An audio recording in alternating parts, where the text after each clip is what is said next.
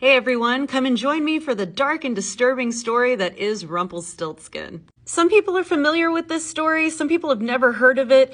Most of my students who are high school aged have heard of Rumplestiltskin, not because of Once Upon a Time, which is what I imagined, that TV show, but because of Shrek. I think it's the third. This is different than that. If you are familiar with fairy tales or you've seen any of my other videos, you know that stepmothers and mothers are traditionally evil and out to get the protagonists of these stories, and fathers are usually absent or foolish or not helpful, and in this one, he's a bad dad.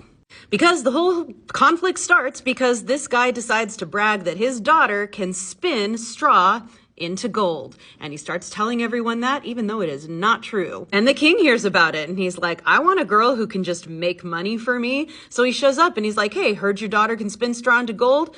She's mine now. Goodbye. And so he puts her in a room filled with straw and he's like, all right, spin this into gold before tomorrow or I'll kill you. The daughter is clearly upset and like, I'm gonna die tomorrow because of my dad's lies, until this impish elf sort of man shows up. In the text, he's just called the little man. So the little guy shows up and he's like, I'll spin that straw into gold for you, but you got to give me something. And she's like, here, take my gold ring. And he's like, deal. And so he spins the straw into gold. And the next day the king's like, good job. You get to do that again tonight or you die tomorrow. So she's crying again. Little guy comes back. He's like, I'll do it again, but you got to give me something else. She's like, here's my gold necklace. And he's like, done. So he does it again. And of course, everything happens in threes in fairy tales. So the third night where the king's like, I'll kill you in the morning if you don't do this a third time, but if you do, I'll marry you, because everyone wants to marry the person who threatens to kill them if they don't complete an impossible task. Guy shows up and she's like, I've got nothing left to give you. And he's like, that's cool. When you get married to the king and you have a child, give me your firstborn. And she's like, well, I don't have much of a choice. I die tomorrow if I say no. So sure, I'll make that deal. So everything works out. The king marries her. She's queen now. And a year later, she has a child. And she's like, oh, I hope he forgot about that deal. But he did not forget about the deal. He shows up and he's like, time to give me your baby. And she's obviously upset. She doesn't want to give up her child. And so he says, all right, fine. I will be nice. I'll give you 3 days, of course 3.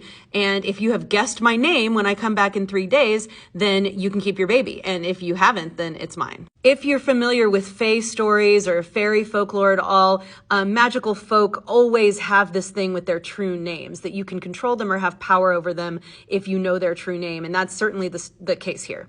But our guy, who, we know is Rumplestiltskin, brings about his own downfall because the queen sends out all of her men to like scour the village and figure out his name.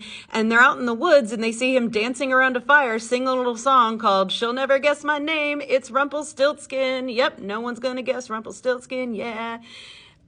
So now that they know. So then he shows up and she totally plays with him. She like, is your name John? Is your name William? And he's like, ha ha ha, no. And then she's like, oh yeah, is it Rumplestiltskin? He gets so mad, he like stomps the ground and then just disappears in a puff of smoke. And he's gone. And she wins and gets to keep her baby and gets to keep living with the guy who threatened to kill her based on her father's lies. So there's this gorgeous young adult retelling of this story called A Curse as Dark as Gold. And it was a book that I first read and became in love with young adult fairy tale retellings.